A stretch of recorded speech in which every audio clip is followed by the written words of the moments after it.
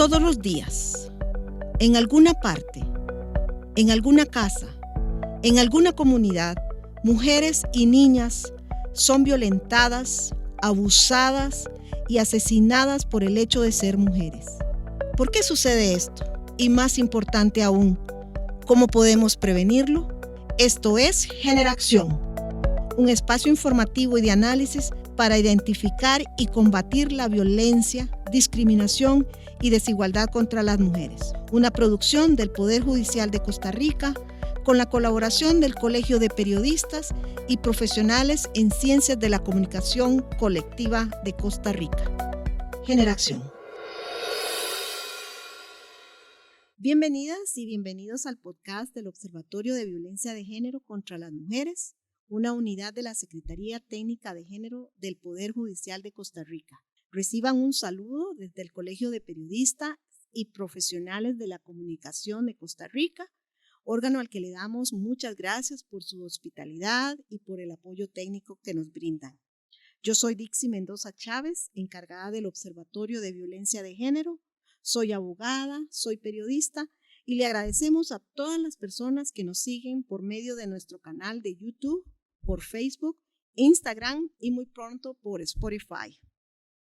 Hoy tenemos un tema de gran relevancia para todas las familias. En realidad tratamos que todos nuestros temas sean de gran relevancia y de gran interés para toda la población. Y es el tema que hemos titulado ¿Cuál es el momento ideal para interponer una demanda por pensión alimentaria? No sé, para las personas que nos están escuchando, les voy a dar un poquito de este dato general para que vean lo importante que es este tema.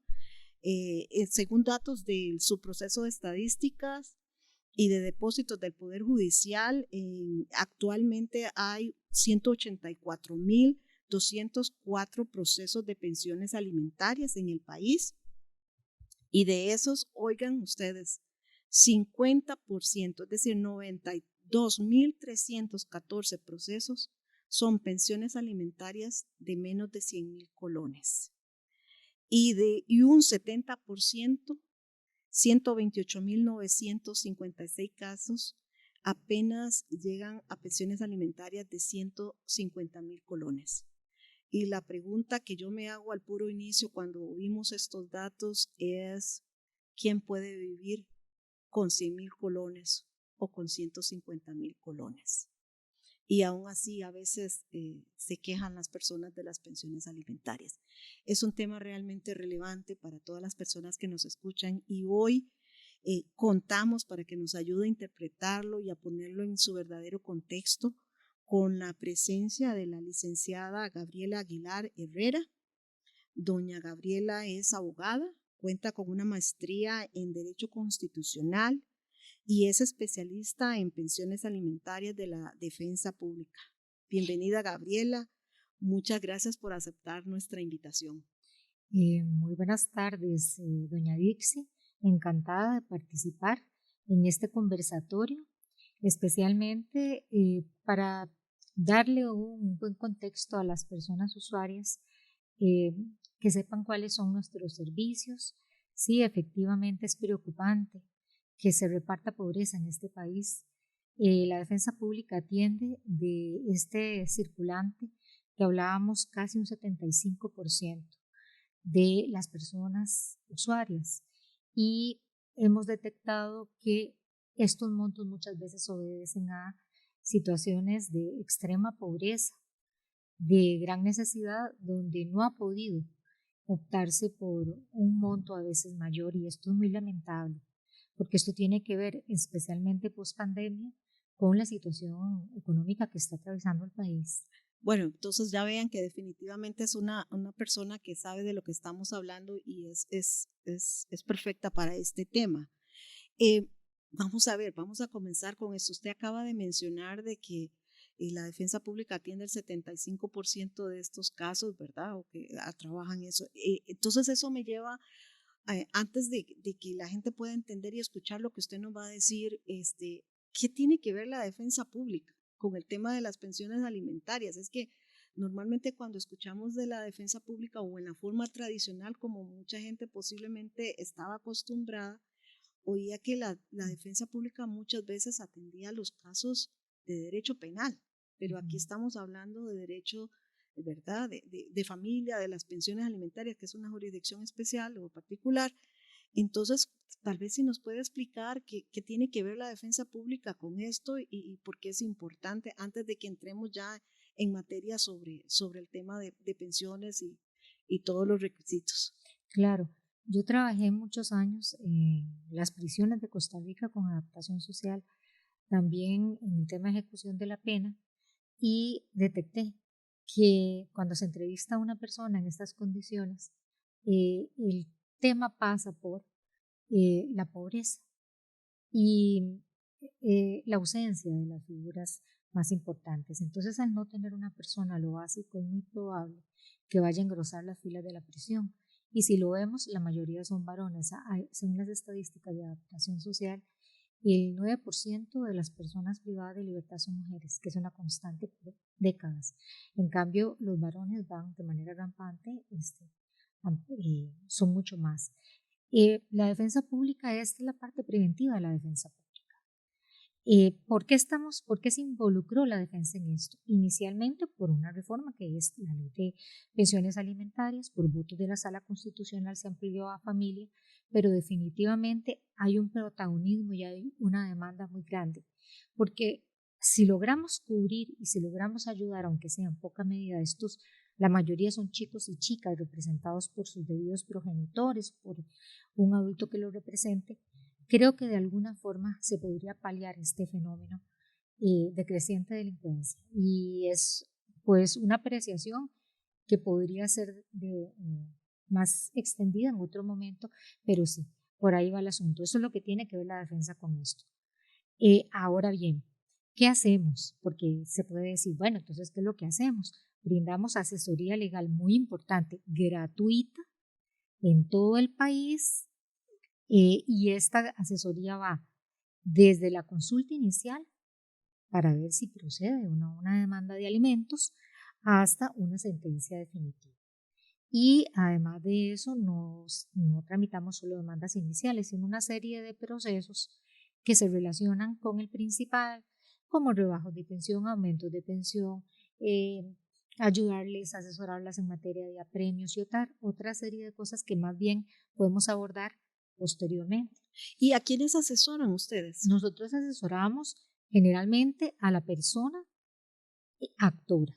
Esa es la persona a la que vamos a asesorar. Y digo persona porque hay un imaginario de que son las mujeres. Y no, eso no es así. La persona que tiene a la persona en estado de vulnerabilidad, sea el niño o la niña, a la persona adulta mayor, a la persona con discapacidad y excepcionalmente a la población privada de libertad, porque las reglas de Brasilia nos dicen que estas personas necesitan un acceso a la justicia debidamente garantizado y por la ley de protección y de acceso a la justicia de personas indígenas a las personas indígenas, sean actoras o personas accionadas. Esas son las personas que fundamentalmente asesoramos.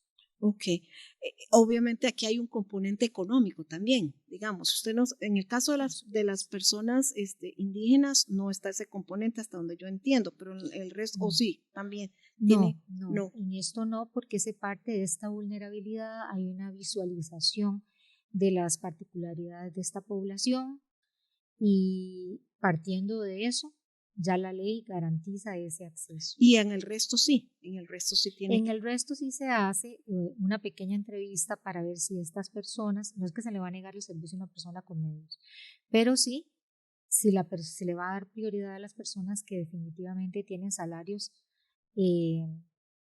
La persona que representa a los niños tiene un salario menor al mínimo de ley para trabajadores no calificados que no tiene medios y entre más pobre sea la persona es una persona que va a tener prioridad y si existen plurivulnerabilidades estamos hablando de personas que además de tener niños están enfermas, que no tienen otro tipo de recursos, ayudas del Estado y todo, pues entonces se da énfasis a eso. Entonces, nada más para antes de pasar a otra pregunta, para terminar de cerrar en el año 2022, ¿de qué estamos hablando? Personas que tengan ingresos menores estamos a hablando cuánto. de que cerramos con el monto de 1.300.000 colones. A esas personas no se les cobran honorarios. ¿Qué pasa si una persona con medios quiere acceder a la defensa pública para aún así dice, bueno, me gusta la defensa pública y quiero presentar mi demanda con ellos?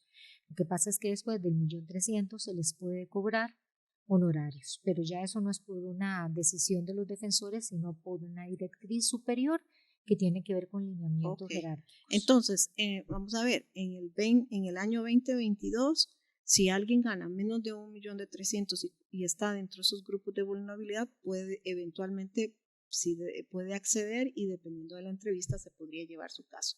Se puede llevar su caso, tanto también personas que ganen más, solo que a las otras se les va a cobrar. Y es importante saber dónde nos ubicamos, porque a veces la gente dice, ¿dónde están?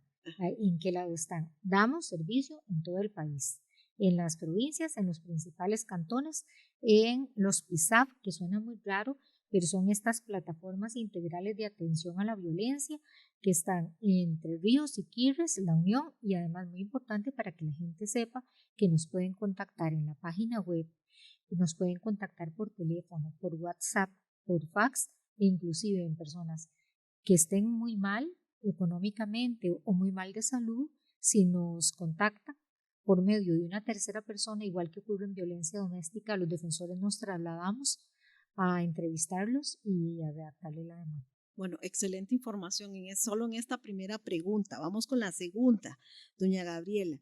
Entremos en materia.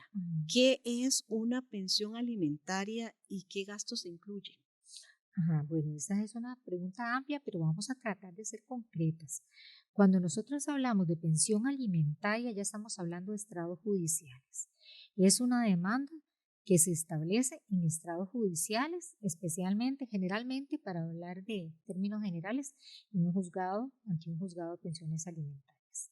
Ahora, ¿qué es? Porque cuando hablamos de qué es una pensión, hablemos del concepto y qué gastos incluye. El artículo 164 del Código de Familia establece que sea lo que provea sustento. Hay una reforma del año 2019 y en esto hay que tener claro. Y le digo a las personas actoras y demandadas también que esto es como una casita.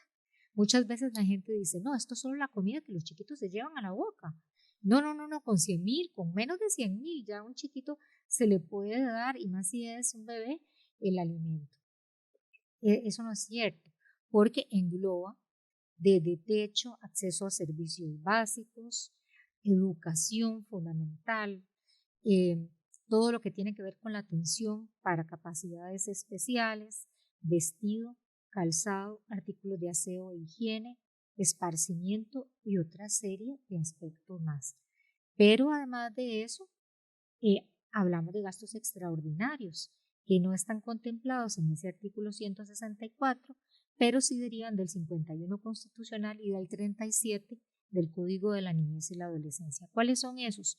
Los que no estaban previstos para todos los meses, pero que tienen que ver con la educación, con la salud, que tienen que ver lamentablemente con el sepelio de la persona beneficiaria y los derivados de lactancia, de gastos prenatales y las terapias por abuso de alguna clase.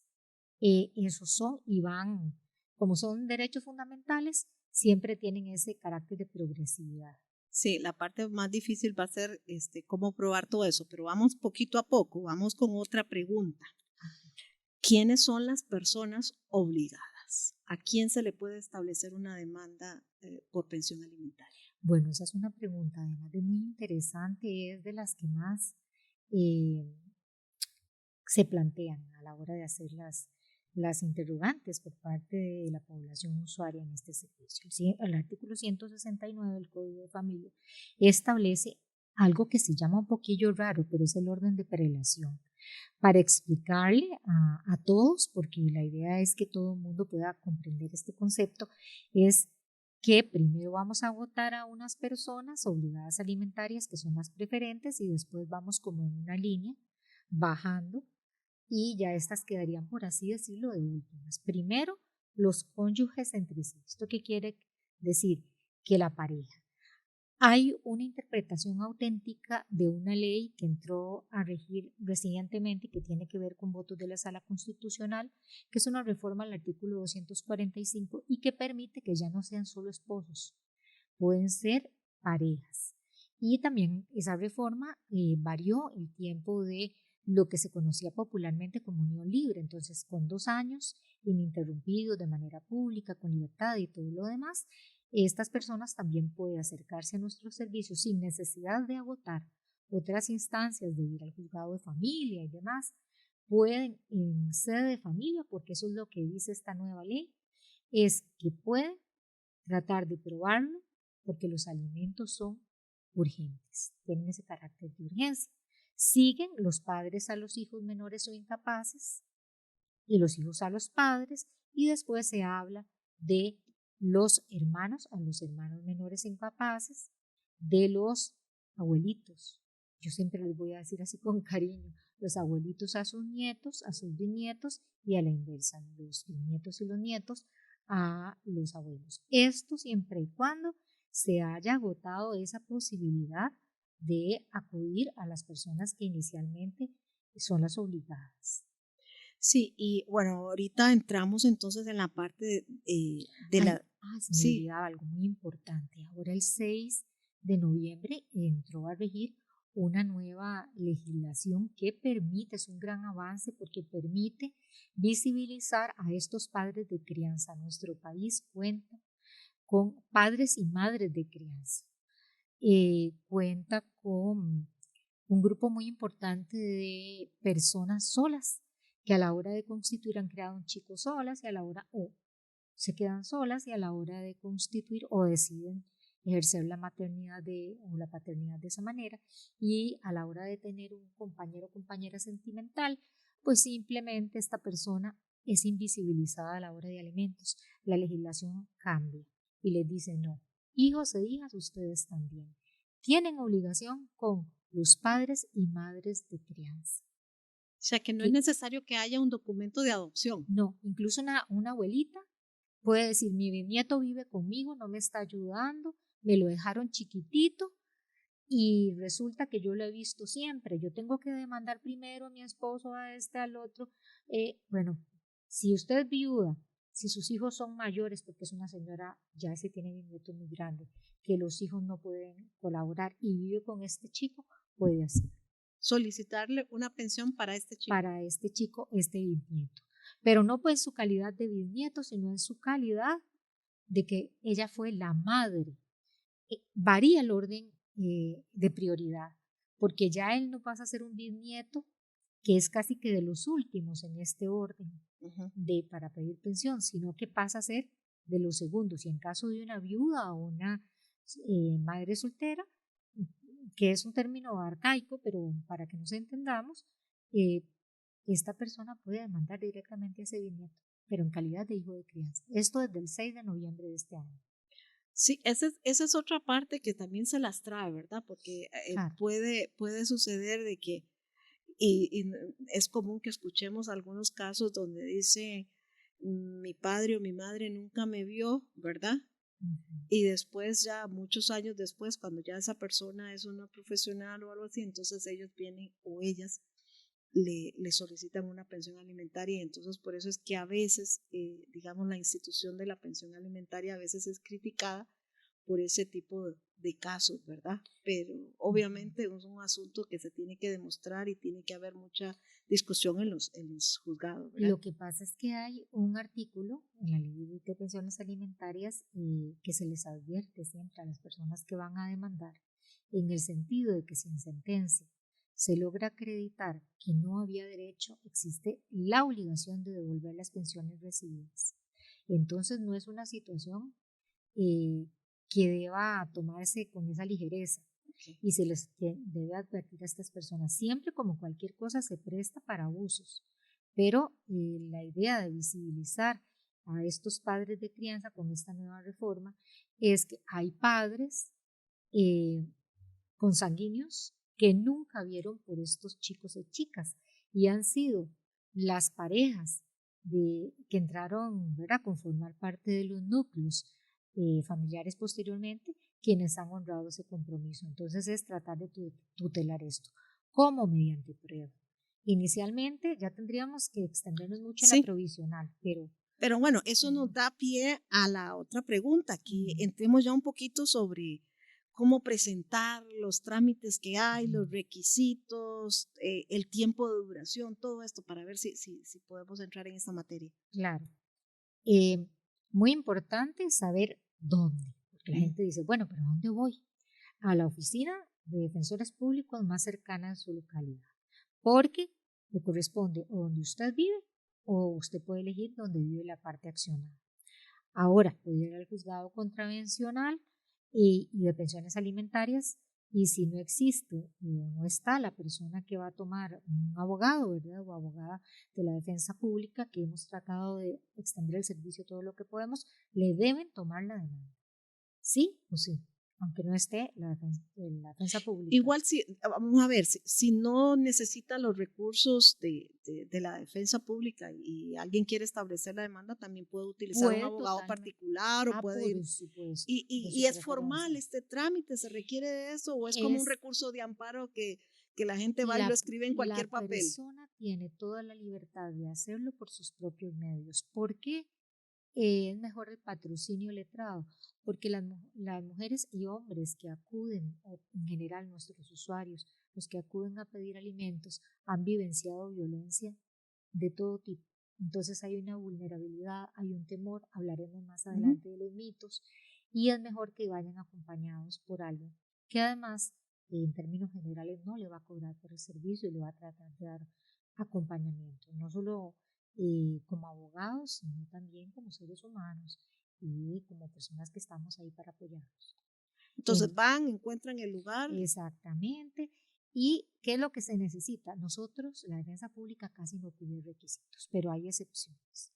Porque, por ejemplo, en casos de divorcio, donde ya se pactó un monto de alimentos, es necesario, no porque se lo pidamos. Generalmente si llega una persona y especialmente en estado de gran necesidad no le vamos a pedir nada porque tenemos plataformas para poder acreditar si los niños son nacidos o las personas son nacidas en suelo patrio, el vínculo parental. Aquí es importante saber una cosa, hay una triada que siempre hay que considerar para poder presentar una demanda de alimentos. El nexo parental, eso sí o sí lo tenemos que acreditar, según lo que hablamos para la pregunta anterior. Entonces, nexo parental, es decir, que es el papá y que es la mamá. Hablemos exactamente. Ajá. O que está dentro de estas personas que mencionamos en la pregunta anterior. Ahora bien, que existe una necesidad, pero ahí no le vamos a pedir ningún documento, porque si la persona está viva, especialmente un chiquito, si está vivo, alguien lo está viendo y las necesidades vitales son indiscutibles. Las posibilidades, pues ya las veremos. Y si la persona no cotiza o dice que no trabaja, el artículo 27 de la Ley de Pensiones Alimentarias dice que ese no es pretexto para no pagar pensión. Se parte de un salario mínimo y estamos hablando para trabajador no calificado que rondan unos 320,000, 340,000 colones. Y eso sí, el nivel de vida, de las necesidades y las posibilidades todavía ahí no es tan necesario, pero si hay una discusión sobre un nivel de vida especialmente elevado, pues ahí sí serían ciertas recomendaciones. ¿Qué necesita una persona? Pues nada, venir, presentarse con su documento de identidad, que en documentados ya lo vamos a comentar, no es tan necesario, y únicamente si están divorciados, como dije lo del divorcio, si es una persona con discapacidad o con algún tipo de enfermedad, le decimos por favor traiga todo lo que pueda, tal vez no documentos formales, pero sí para, no es lo mismo que usted diga, mire, estoy con una enfermedad y presente esos documentos, cualquier otro tipo de particularidad en los gastos que sea necesario demostrar desde el principio, porque si nos vamos al artículo 17 de la Ley de Pensiones Alimentarias, establece una serie de requisitos, ¿verdad? Que tienen que traer toda la prueba, que hay que mencionarla desde el inicio y todo, pero en esta materia hay una gran flexibilidad. Entonces la defensa, por lo menos en este momento, no está exigiendo grandes requisitos, excepto cuando ya se tiene eso, se llega, exacto, se va, ¿y qué pasa? Se va, se le redacta a la persona la demanda. Algo muy importante, nos van a citar ahora una audiencia previa de conciliación. Creo que en otra pregunta podríamos, o en otra parte del conversatorio, podríamos hablar del Instituto de la Conciliación. Si esto no prospera, se da traslado de la demanda. Esta persona que es demandada tiene 8 días para contestar, pero dentro de los 3 días posteriores a la notificación, sí o sí, debe depositar una pensión provisional. Ok, es decir, antes de que la persona conteste y que le den esos 8 días, ya tiene que haber en 3 días hábiles, tiene que haber en 3 días hábiles una pensión provisional, Sí, porque no. no podemos esperar a que se llegue toda la a toda la Exacto, no, documentación. tiene que ser expedito, y porque como los alimentos son inmediatos, Ajá. tiene de inmediato que lo más pronto posible Ujú. tiene que fijarse la pensión provisional. ¿Qué pasa si la persona no lo paga? Pues entonces vienen las órdenes de apremio, Ok. que también podemos ¿Podemos hablar? extendernos más adelante. Evacuada toda la prueba, esta persona va a contestar, se va a evacuar toda la prueba, y se supone que el despacho tiene ya evacuada la prueba 10 días para dictar una sentencia. Esa sentencia tiene recurso de apelación. Ok. Ese es Ya como usted me el habló trámite como de muy 3 rápido. días, 8 días, 10 días Ujú. hábiles. O sea, en la práctica se da eso.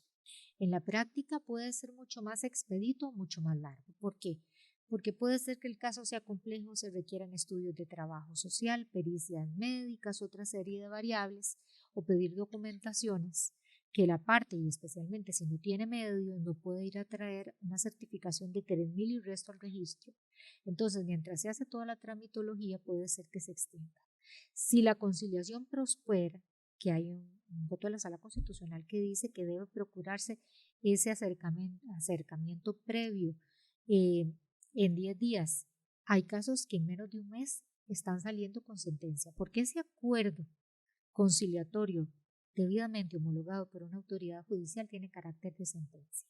Y de ahí en adelante ya las partes no pueden apelar y ya el trámite terminó. Depende mucho del circulante de cada despacho, no podemos hacer generalidades. Hay gente, afirmaciones generales, hay gente que se queja porque los trámites duran mucho, y hay gente que dice, bueno, qué maravilla, ¿verdad? 22 días ya yo tengo aquí una sentencia y me voy tranquilo o tranquila porque ya logré O sea, usted no algo puede hablar final. por todo el país, pero No. digamos de su experiencia en Alajuela, que es donde Ujú. usted trabaja, ¿cuánto se está durando? La mayoría de casos se resuelven un 80% empíricamente, sin datos de la mano, un 80% de los casos se resuelven en conciliación, y si las partes acuden al llamamiento, un 90%. O sea que el instituto lo tratamos de utilizar y de potenciar en la mayor medida posible para poder concertar un monto que satisfaga a ambas partes, pero que resuelva el conflicto sin extender. Ok. Ujú. Ahora vamos a otra parte. Esa prueba Ujú. necesaria o no. Al inicio usted nos hablaba de toda la lista de gastos que hay que meter. ¿Cómo se hace eso? Ustedes hacen investigación, ustedes no son investigadores o investigadoras. La persona que llega a consultarles a ustedes tiene que llevar las pruebas. ¿Qué se lleva entre las pruebas? ¿El recibo del pulpero o no sé, el recibo de la escuela? ¿Qué es lo que se lleva para Hay un eso? principio muy importante que está contenido en el artículo 2 de la Ley de Pensiones Alimentarias, y que se llama el de verdad real, que también aplica en otras ramas del derecho. Entonces aquí no interesa que llevar todo. Las señoras se angustian mucho, los señores se angustian mucho porque dicen, no traigo documentos. No se necesita mayor cosa, como habíamos comentado, pero sí es fundamental lo que habíamos hablado, ¿verdad? Hay casos donde sí se necesita llevar una serie de documentos. Eh, la, Vamos a hablar en algún momento de qué información y prueba es necesaria, ¿sí? Y precisamente, tal vez cayendo en ese punto, hablando del principio de libertad probatoria, que alguien va a decir, bueno, pero ¿qué es eso? Las pruebas fundamentalmente son documentos, pericias, ¿qué es eso? Estudios de trabajo social, porque la señora no puede, tal vez, o el señor no puede probar totalmente cómo vive, Pero o eso no lo si tiene que hacer esa persona, sino que lo no haría se solicita al despacho judicial. Existe un principio de gratuidad, y el principio de gratuidad supone que la persona puede pedirle todo al despacho: que levante secreto bancario, velo societario, que investigue cuentas, etcétera, etcétera, hasta que haga estudios psicológicos y demás, que mande a pedir documentos médicos, pero todo se lo pide al despacho para garantizar esta gratuidad. También existen otros institutos como declaración de parte, reconocimiento de documentos, que suena como más técnico, pero definitivamente todo se puede utilizar. Y si la otra parte presenta algo que a mí me sirve, pues también se puede utilizar. Esos son en general como los documentos o elementos de prueba que se utilizan más. Importante, eso sí, si usted alquila, traiga el recibo del alquiler. Si sus chicos estudian, traiga los comprobantes de estudio, sin que se los pidan. Si tiene un problema de salud grave, si ha llevado quimioterapia, que nos ha pasado mucho y demás, traiga ese documento, porque de ahí se va a partir para fijarle la pensión provisional y se hace con un principio de buena fe. Tiene también una forma de decirse en latín, pero aquí no venimos a hablar latín, ¿verdad? Venimos a tratar de que la gente nos comprenda de la manera más transparente posible. Entonces, no sé si dentro de No, está perfecto. Ahora ya un par de preguntas más porque ya se nos ha ido el tiempo volando como siempre en estos temas, ¿verdad? Sí. Siempre, nunca podemos terminar de abarcarlos, pero bueno, las puertas están abiertas para que en otro día quizás podamos desarrollar algo más. Dos cositas en una. Número uno, si no hay conciliación, porque ya asumimos que hay que hacer la prueba, no hubo conciliación, se va a demostrar, esto se fijó la provisional, ya se resolvió, ya usted nos explicó cómo es, ¿verdad? No hay acuerdo, ya hay un monto, pero de ahí no paga la persona, no paga el demandado y entonces vienen todas las historias estas del apremio corporal. Yo oigo a menudo que dicen, ya le llegó la notificación, la llevo yo la notificación, se la paso o no al policía, el policía es amigo o amiga digamos, del que tiene que pagar y se esconde y vienen todas esas historias de terror que a menudo escuchamos. ¿Cómo le hacemos? ¿Qué es eso del apremio corporal y cómo funciona? Bueno, el apremio corporal es la única posibilidad en Costa Rica de que una persona vaya presa por deudas, pero estas deudas son alimentos fundamentales. Estamos hablando, ya la sala dijo que en el tema de pensiones alimentarias estamos hablando de derechos fundamentales. Ahora bien, existe la posibilidad de firmar apremio o de pedir deducción salarial. ¿Cuándo le recomendamos pedir deducción salarial? Cuando es una empresa seria que va a cumplir con eso y no es una sociedad que puede cambiar de domicilio que no se sabe ni dónde está. Se puede pedir apremio según el artículo 25 de la Ley de Pensiones Alimentarias hasta por 6 meses. ¿Qué quiere decir eso? Que ya la persona puede firmar, pero no va a estar presa más que por 6 meses de adeudar. La pensión se paga por mes o quincena adelantada. Si no lo hace, deben recordar las personas usuarias, que son las acreedoras alimentarias, de ir el día siguiente. Yo siempre les digo, el día siguiente, tal vez un par de días después de que se venció el plazo para que esta persona depositara, eduquen a la persona acreedora. Esto de los tiempos y todo, no. Los niños comen todos los días, las personas en vulnerabilidad comen todos los días, vengan al día siguiente y firmen. Hay dos posibilidades también. Se puede mandar con la policía la orden de apremio, se dice que se mande por correo, o bien yo puedo pedir esta orden para llevarla yo a la policía más cercana si cuento con medios, si yo soy la persona beneficiaria. ¿Por qué a veces es mejor? Porque entonces si tengo fotos de esa persona, si sé que se esconde, si sé que está en un bar, si puedo coordinar con la fuerza pública, porque yo no puedo ir a notificar personalmente. Hay señoras que no lo han hecho y se anula toda la notificación. Entonces, que vayan y busquen a la fuerza pública y entonces se puede localizar a esta persona. ¿Qué pasa si yo no firmo? Bueno, no es que pierda el derecho, es que ya no puedo pedirlo por apremio. Pero eventualmente todas las deudas pasadas se pueden cobrar por medio de otro proceso que ya tendría que extenderme un poquito más. No, excelente. Vamos a hacer de las últimas preguntas ya algunos mitos. Hemos escuchado también que hay personas que dicen, es que yo no le quiero poner la pensión porque después también me obligan, yo le tengo que prestar a mis hijos, ¿verdad? Y entonces dice que si eso es así. Y luego también todo está el tema de la restricción migratoria, que es otra cosa, así. ¿Cuánto yo tengo que pagar si voy a salir del país o no? Y si me lo firmo una vez, me sirve para todo el año o si cada vez que yo tenga que salir del país tengo que ir y solicitar eso? Esa sería como de las últimas preguntas ya y luego para que nos hagan un cierre. Yo sé que no hemos agotado todo el tema, pero por lo menos hemos hecho así como el ABC, las pinceladas de este tema que es tan interesante. Sí, es muy amplio, entonces Sí. es difícil condensarlo en tan poco tiempo. Sin embargo, sí, efectivamente es un mito el hecho de pedir alimentos, por lo menos a como está la legislación el día de hoy, no supone que debe existir un régimen de acercamiento parental, eso se ventila en vía de familia, esa parte, entonces no dejen de acudir a nuestros servicios por esta situación, ahí se los podemos aclarar de mejor manera. Tampoco piensen que si son personas indocumentadas no pueden acudir a nuestros servicios, se hace la demanda y se trata de acercar y tampoco crean que porque la otra persona a la que se va a demandar es indocumentada, ustedes no pueden demandar, lo pueden hacer y se tratará de acercar a las dos personas a estrados judiciales, especialmente en casos de conciliación y para poder prodigarle lo propio a la persona beneficiaria. Todo esto tiene que tenerlo claro. Yo cumplí 18 años, ya no me tienen que quitar la pensión inmediata. Si estudio y llevo buenas notas, según el artículo 173, inciso 5 del Código de Familia, puedo seguir cobrando alimentos. Todo esto hay que irlo desmitificando y muy puntualmente con respecto a la restricción migratoria, pues sí, si la persona no cuenta con salida del país, tiene que depositar 13 o 14 mensualidades. ¿Qué significa eso? Los 12 meses, como una garantía, se va girando mes por mes.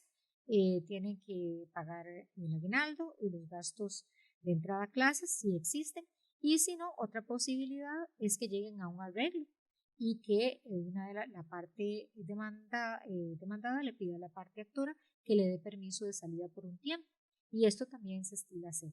Hay muchas variables en este asunto, pero así a grosso modo esa sería como la posibilidad. No, excelente.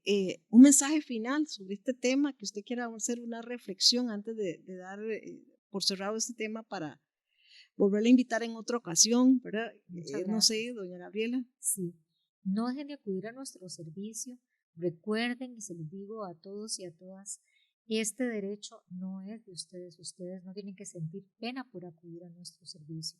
Es fundamentalmente porque esos son nuestros grandes usuarios, de los niños y las niñas que están a su cargo. Un niño de 1 año y un niño de 2 años no puede acudir a sentarse a explicar cuál es su situación. Entonces, no se sientan culpables por eso, acudan a nuestro servicio y estamos para servirles. No, muchísimas gracias a Gabriela por su participación, por toda la información tan valiosa que nos ha brindado. Nos quedamos debiendo con algunos temas, tal vez más adelante los podemos abordar. A quienes nos escuchan, por su atención, al Colegio de Periodistas y Profesionales en Comunicación Colectiva de Costa Rica, por todo su apoyo, y estaremos con ustedes dentro de un mes nuevamente. Hasta pronto. Gracias. Esto fue Generación, un podcast del Observatorio de Violencia de Género contra las Mujeres y Acceso a la Justicia, oficina adscrita a la Secretaría Técnica de Género y Acceso a la Justicia del Poder Judicial de Costa Rica.